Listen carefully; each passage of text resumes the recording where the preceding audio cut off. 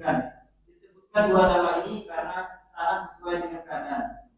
Yang Maha mendengar ada dua makna. Pertama, mendengar permohonan hamba yang sedang memohon perlindungan kepada Allah. Yang kedua, mendengar semua suara termasuk bisikan. Kemudian yang Maha mendengar, Dia mengetahui semuanya tanpa ada yang tersembunyi dari Allah, termasuk isi hati manusia. Kalimat minasyaitonir rajim dari godaan setan yang terkutuk ini menunjukkan pengakuan hamba bahwa setan adalah musuh. Dan setan yang dimaksud di sini adalah setan jin yang membisikkan was-was di batin manusia. Setan disifati dengan ar-rajim yang artinya rajam. Rajam berarti melempar dengan batu. Melempar dengan batu terkadang untuk tujuan mematikan, seperti merajam orang yang berzina setelah menikah. Terkadang bertujuan untuk mengusir. Setan disifati dengan ar-rajim. Untuk makna yang kedua, dia diusir. Karena setan diusir oleh Allah dari surga dan diusir dari rahmat Allah. Tafsir Al-Bayani 5 fi surat An-Nahl. Kalimat min hamzihi wa nafsi ada tiga kata asli di sini. Hamzun, nafsun, dan nafsun. Al-Mubarak Puri dalam penjelasan Sunan Al-Muti menjelaskan min hamzihi ay waswasatihi wa nafsi ay kifrihi al-mu'addi ila kufrihi wa nafsi ay sihrihi. Hamzun artinya waswas, nafsun artinya kesombongan yang mengantarkan kepada kekufuran, dan nafsun artinya sihir. Kemudian Al-Mubarak Puri menukil keterangan At-Taimi.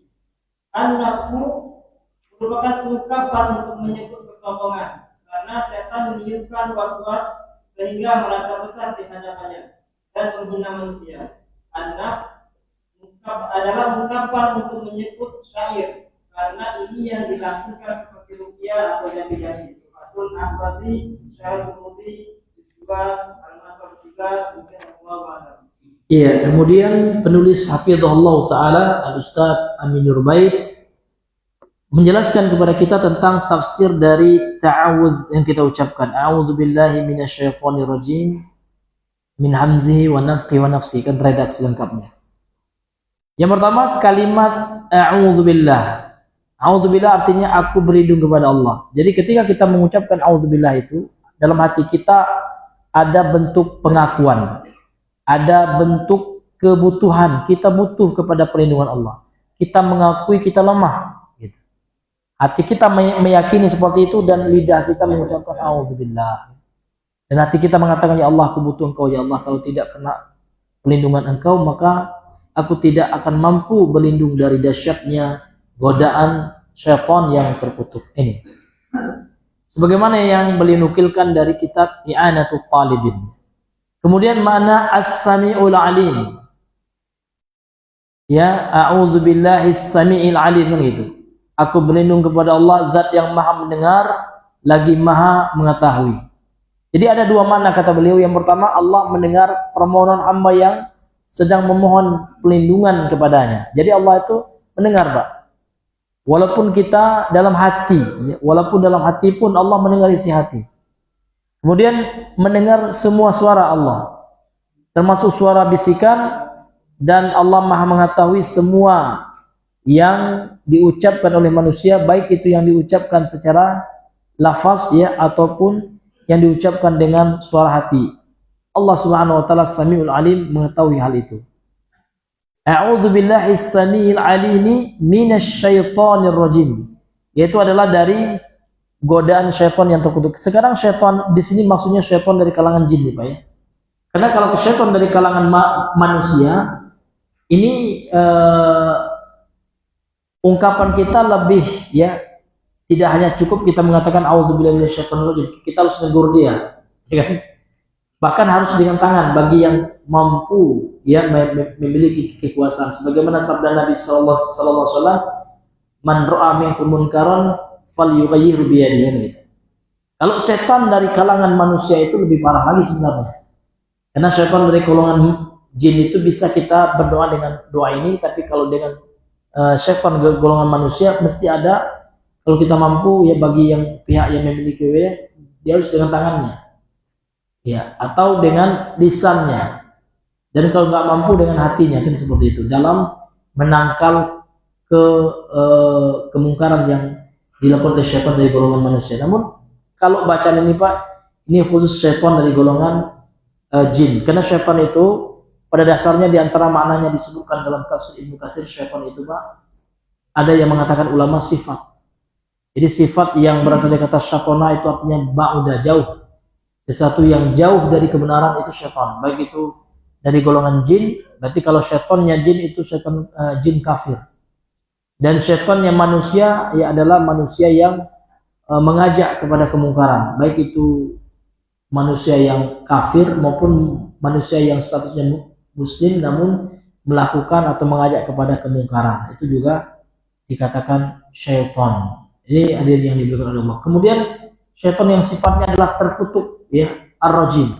Ar-rajim ini diambil dari kata rajam, kata beliau, yang pada dasarnya maknanya adalah melempar batu sebagai ya balasan atau sebagai sanksi bagi orang yang melakukan perzinahan yang sudah menikah.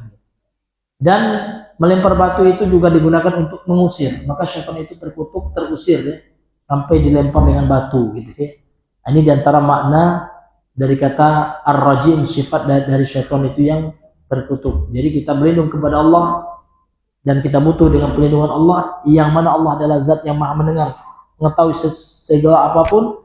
Kemudian dari syaitan yang terkutuk. Kemudian min hamzi wa nafhi wa nafsi, disebutkan oleh Syekh Al-Mubarakfuri ya.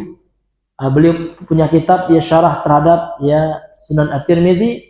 Beliau menjelaskan tentang makna min hamzi. Jadi hamzun di sini kata beliau maknanya itu adalah waswas, ya, bisikan dari syaitan. Ai waswasatuhu, waswasah dari syaitan.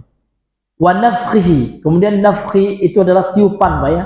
Namun tiupan yang mengandung kibruhu, ai kibruhu, yang mengandung kesombongan, yang sehingga manusia yang terkena nafakh ya, tiupan dari syaitan ini membuat manusia itu merasa sombong.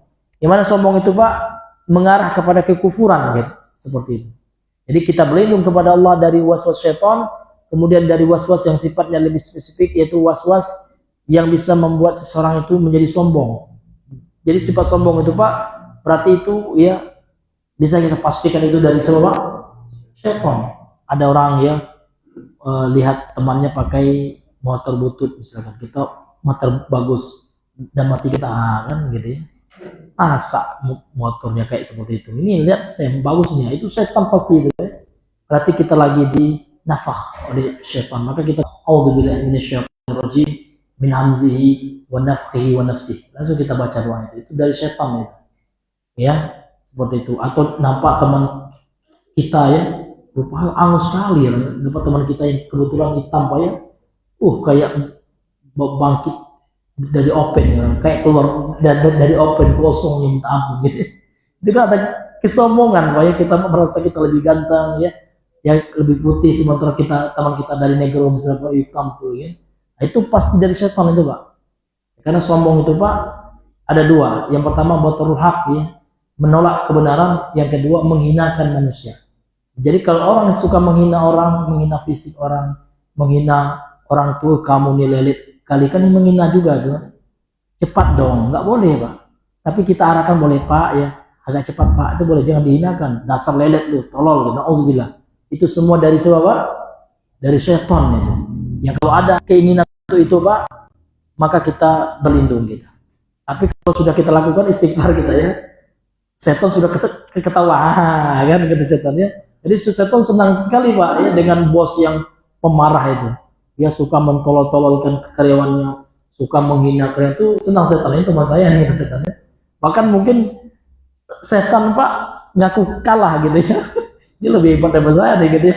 Lebih sombong daripada saya gitu. Nauzubillahi min dzalik. Maka untuk itu jadilah kita tawadhu. Tawadhu itu Pak rendah hati ya. Walaupun kita punya uang misalkan, jadilah orang kaya yang dermawan, orang kaya yang tidak sombong. Ini yang dicintai oleh Allah.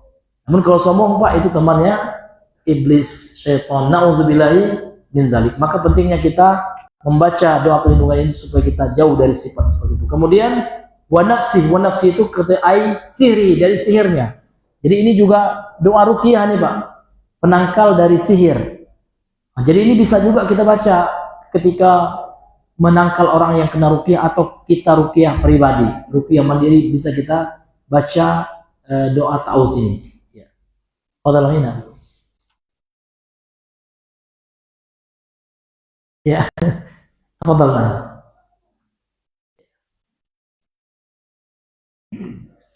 Qala al-mu'allif rahimahullah ta'ala baca basmalah bismillah wassalatu wassalamu ala rasulillah wa ba'du. Bahas tentang basmalah, di sana ada bagian yang disepakati ulama dan ada bagian yang diselisihkan ulama. Di antara yang disepakati ulama, yang pertama, bahwa basmalah merupakan bagian dari Al-Quran karena lafaz ini disebutkan di surat An-Nahl. Ketika Allah menceritakan surat yang Nabi Sulaiman alaihissalam kepada sahabat, kemudian qalat ya ayyuhal malak ulqiya ilayya kitabun karim innahu min Sulaiman wa innahu bismillahirrahmanirrahim alla ta'lu alayya wa atuni muslimin. Satu sahabat berkata, hai pembesar-pembesar, sungguhnya telah dijatuhkan kepadaku sebuah surat yang mulia. Sungguhnya surat itu dari Sulaiman dan sungguhnya isinya Bismillahirrahmanirrahim. Bahwa janganlah kamu sekalian berlaku sombong terhadapku dan datanglah kepadaku sebagai orang-orang yang pasrah. Surah An-Nahl ayat 1. Karena itu sebagian ulama mengatakan, siapa yang mengingkari bahwa basmalah bagian dari Al-Quran maka ia kafir. Ibnu Arabi Al-Maliki mengatakan, innaha laysat bi ayatin bi awalis suwar lam yakmur li anna mawdi'un khilafun. Man qala innaha laysat min al-Qur'ani kafara li wujudiha fi ayatin. Siapa yang mengatakan bahwa basmalah bukan ayat pertama di Al-Quran kafir, karena ini masih diaktifkan oleh ulama. Siapa yang mengatakan basmalah bukan bagian dari Al-Quran maka dia kafir, karena ada di salah satu ayat di surah An-Nahl. Yang kedua, basmalah tidak dituliskan di awal surah At-Taubah. Di Mushaf Utsmani tidak ada tulisan basmalah di awal surah At-Taubah. Ibnu Abbas radhiyallahu anhu pernah bertanya kepada Utsman radhiyallahu anhu, apa alasan kalian sehingga sengaja menggantikan antara surat Al-Anfal yang merupakan surat Al-Masani dengan surat At-Taubah yang merupakan surat Al-Mi'in, ya. Sementara kalian tidak menuliskan basmalah antara keduanya. Ya Utsman radhiyallahu anhu, sungguhnya dulu apabila turun surat Al-Quran kepada Rasulullah SAW, beliau memanggil orang yang bisa mencatatnya. Beliau memerintahkan, letakkan surat ini yang di situ membahas tentang A atau B. Lalu turun beberapa ayat kepada beliau yang memerintahkan, letakkan ayat ini di surat yang membahas A atau B. Kemudian Utsman menjelaskan, maka nanti anfalu min awaili ma unzila wa bara'atun min akhir Al-Quran wa kanat qissatuha ya, nah nabiha bikis qadiha wa qala Rasulullah sallallahu alaihi wasallam wa lam yubayyin lana annaha minha wa dhanantu annaha minha faman thumma qaranat bainahuma wa lam aktub bainahuma bi tariq Bismillahirrahmanirrahim. Surah Al-Anfal termasuk surah yang awal-awal, sementara surah At-Taubah termasuk surah yang akhir-akhir turun. Padahal pembahasan surah Al-Anfal dengan pembahasan surah At-Taubah. Ketika Rasulullah SAW wafat, beliau tidak menjelaskan bahwa At-Taubah bagian dari Al-Anfal. Aku mengira bahwa At-Taubah bagian dari Al-Anfal. Karena itulah saya mengambilkan keduanya dan tidak saya tulis basmalah keduanya. Berdasarkan ini Nawawi menyebutkan wa ajma'u ala annaha laysat fi awwal Bara'ah wa annaha la tuktabu fiha. Sepakat bahwa masih awal surat. Iya, sampai situ dulu. Alhamdulillah. Ya, sekarang kita masuk kepada pembahasan basmalah. Jadi berbicara masalah ini ada perkara yang disepakati dan ada yang diperselisihkan oleh para ulama. Yang disepakati itu yang pertama, basmalah itu adalah salah satu ayat ya dalam Al-Quran. Sebagaimana dalilnya adalah surah An-Naml ayat ya 23, 29 sampai 31 yang Allah sebutkan tentang cerita Nabi Sulaiman mengirim surat kepada Ratu Bilqis atau Ratu Saba. Sedangkan Allah Subhanahu wa taala, qalat ya ayyuhal mala'u inni ulqiya ilayya kitabun karim. Ya, Ratu Saba berkata, wahai ya sekalian gitu ya. Sekalian